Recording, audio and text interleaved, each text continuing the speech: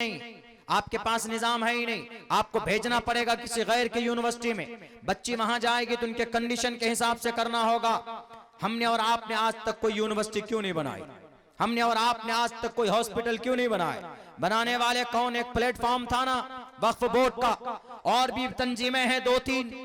इन तंजीमों के जरिए से इस देश के अंदर मुसलमानों को इनकी समाजी और मिल्ली एतबार से, सियासी नहीं कह रहा हूं मैं, समाजी और मिल्ली एतबार से इनको, इनके जहन को और इनके सोसाइटी में प्रैक्टिकली इनको ताकतवर बनाया जा सकता था, लेकिन नहीं बनाया गया। इसीलिए मुसलमानों किसी पर भरोसे की जरूरत नहीं। आप मोहल्ले लेवल पर, गांव लेवल पर और कस्बा लेवल पर आप लोग खुद मुख्तार बनकर खड़े हो जाओ। ज्यादा कुछ नहीं। हमारे नौजवान जो दिन में 300 रुपए का पुड़िया खाते, वहां से अहद करें कि हम 100 रुपए महीने में हम अपनी इस मिल्ली तंजीम में जमा करेंगे। फंड जमा कीजिए और उस फंड के जरिए से सोशल काम करना बहुत जरूरी। अगर किसी पर जुल्म होता है आवाज बुलंद कीजिए। अल्लाह के नबी को नबूवत मिलने से पहले 20 साल की उम्र में मोहम्मद रसूलुल्लाह हिल्फुल फुजूल के मिंबर थे। हिल्फुल फुजूल क्या है? उलमा से पूछिए। हक, दूसरों के हक के लिए आवाज बुलंद करना, मजलूमों के पीछे खड़ा होना, इंसाफ देना। जबीद नामी एक शख्स था, जब वो मक्का शहर आया तो वहां ने आस बिन वाइल ने कहा कि ठीक है, तुम्हारा पैसा मैं काम करूंगा, मेहनत करते, हम दोनों तिजारत करते, पार्टनरशिप में तिजारत करने लगे। जब उनका मुनाफा जबीद को नहीं दिया गया, जबीद कहता फिरता था कि मेरे ऊपर जुल्म हुआ है, कोई बचाने वाला है, कोई मुझे इंसाफ दिलाने वाला कोई नहीं था मैदान में। जैसा आज है, अगर आज किसी मुसलमान, किसी इमाम को मारा जाता है तो उसके पीछे कोई खड़ा नहीं होता। अगर 7 किलोमीटर दूर तक अगर किसी का घर तोड़ दिया जाता है तो हमारी मिल्ली तंजीमें बिलों में घुसी हुई रहती है। ये सामने मैदान में नहीं आती कि तुम्हारे साथ जुल्म हुआ है, हम तुम्हारे सामने खड़े हैं। अरे इस देश के कानून ने, संविधान ने जुल्म के खिलाफ आवाज बुलंद करने की इजाजत दी है। आर्टिकल नंबर 19 में लिखा है freedom of expression, freedom of speech कहा है, और आर्टिकल नंबर 21 में कहा है protection of our life and personal liberty. Article number 14 में कहा है इक्वालिटी बिफोर लॉ और the equal protection of the laws within the territory of India. इन फंडामेंटल राइट को सामने रखकर हम दूसरों की मदद के लिए क्यों नहीं आगे आते? आखिर किससे डरते हैं? अल्लाह से बड़ा कोई हो सकता है क्या? अल्लाह से बड़ा कोई हो सकता है? कोई नहीं हो सकता है। इसीलिए खुदा के वास्ते जो मजलूम है उनकी मदद कीजिए, जिनके ऊपर जुल्म तशद्दुद हो रहा है उनके पीछे खड़े होइए। एक इमाम को मारा गया बिहार की धरती पर, मधुबनी में। वहां के डीएसपी ने इतना मारा 3 दिन तक हॉस्पिटल में उसको एडमिट होना पड़ा। उनसे किसी ने पूछा, जब मीडिया वाले ने पूछा कि आपने कौन सा जुर्म किया था, उन्होंने कहा कि भाई साहब मेरी गलती इतनी थी कि डीएसपी साहब चेकिंग कर रहे थे, मुझे हाथ दिया, मुझे रुकते रुकते कुछ दूर तक मैं जाकर रुका, ब्रेक लगाते लगाते वहां तक मैं रुका, मैं भागा नहीं था, मैं रुक गया वहीं पे। वहां पर डीएसपी साहब आकर थप्पड़ पे थप्पड़ मारते और देखते सर पर टोपी, चेहरे पर दाढ़ी है।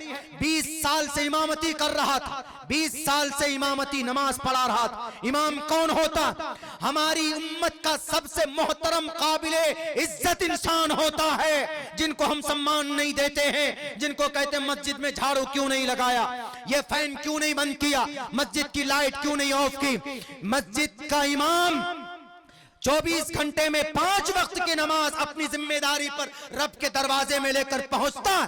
वो इमाम, आप आकर नियत बांधकर सो जाते हैं, लेकिन पूरी मुस्तैदी के साथ, पूरी ईमानदारी, दयानतदारी के साथ आपकी नमाज को अल्लाह के पास अगर कोई पहुंचाता है तो वो बेचारा इमाम होता है।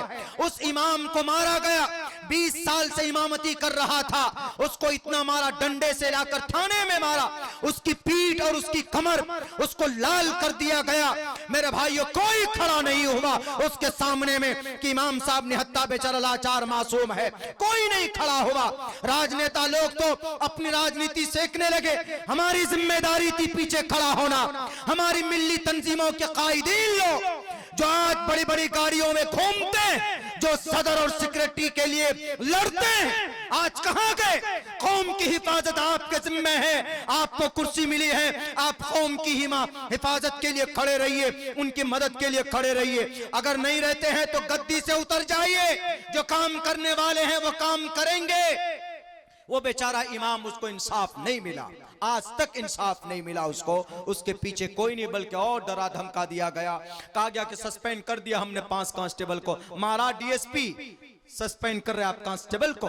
अगर इसमें मजबूती के साथ हमारी तंजीमें लगती और कानूनी कार्रवाई कर कर अगर हम मुतालबा करते, प्रेशर बनाते, उस इमाम को इंसाफ जरूर मिलता। और उस जालिम गुंडा, जो गुंडा ही कहेंगे उसको, वो गुंडा, वो वर्दी वाला गुंडा, हाला वर्दी वाला प्रोटेक्टर होता है, हमारा प्रोटेक्शन करता है, वो हमारा रक्षक होता है। लेकिन जब उसने निहत्ते किसी को इतना जुल्म तशद्दुद किया किसी के ऊपर, वो कभी भी एक आम इंसान नहीं हो सकता, वो काबिल सम्मान नहीं हो सकता। बैरकैब मुसलमानों, ये इस उम्मत का अलमिया है। बस हम तो यही कहेंगे, किसी पर कोई भरोसा नहीं। जैसे सरजमीन गजा पट्टी के नौजवानों ने अल्लाह से रिश्ता मजबूत किया, अल्लाह से लौ लगाया, अमल अच्छा किया तो अल्लाह ने आज उनकी मदद की है। आप भी अल्लाह से रिश्ता मजबूत कीजिए, अपने अमल को सुधारने की कोशिश कीजिए, गलत चीज़ों से दूर रहिए, कुरान करीम की तिलावत सीखिए, कुरान पढ़िए, पाबंदी से नमाज पढ़िए, संस्था यूनिटी बनाइए अपने बीच में, और उलमाए किराम की सरपरस्ती में काम कीजिए, उनको उनका सम्मान दीजिए, उनका एहतराम कीजिए। इस ज़मीन पर सबसे मुक़द्दस हस्ती अगर किसी की है तो हमारे उलमाए किराम की है। मेरे भाइयों, चूँकि बड़ा लंबा सफ़र करके आपके बीच में पहुँचा हूँ, मैं कल 11:30 बजे मैंने सफ़र शुरू किया था रात में, तब जाकर 8 साढ़े 8 बजे आपके बीच पहुँचा हूँ उड़ीसा से। बहुत ज़्यादा थका हुआ हूँ। बस अमल के लिए थोड़ी ही देर की बात काफ़ी होती है। हमें कवी उम्मीद है कि हम इंशाअल्लाह अपने अंदर सुधार पैदा करेंगे। जो लोग नशा करते हैं नशा से तौबा करेंगे, जो लोग नमाज नहीं पढ़ते हैं पाबंदी से नमाज पढ़ेंगे इंशाअल्लाह तबारक व तआला, और अपना मामला अल्लाह के साथ बेहतर बनाने की कोशिश करेंगे।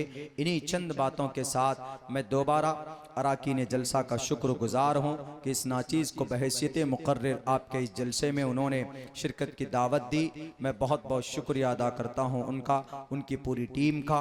अल्लाह तबारक व तआला कहने सुनने से ज़्यादा हम तमाम मुसलमानों को उस पर अमल की तौफीक अता फरमाए। बहुत बहुत शुक्रिया, जज़ाकल्लाह। अस्सलामु अलैकुम व रहमतुल्लाहि व बरकातुहू।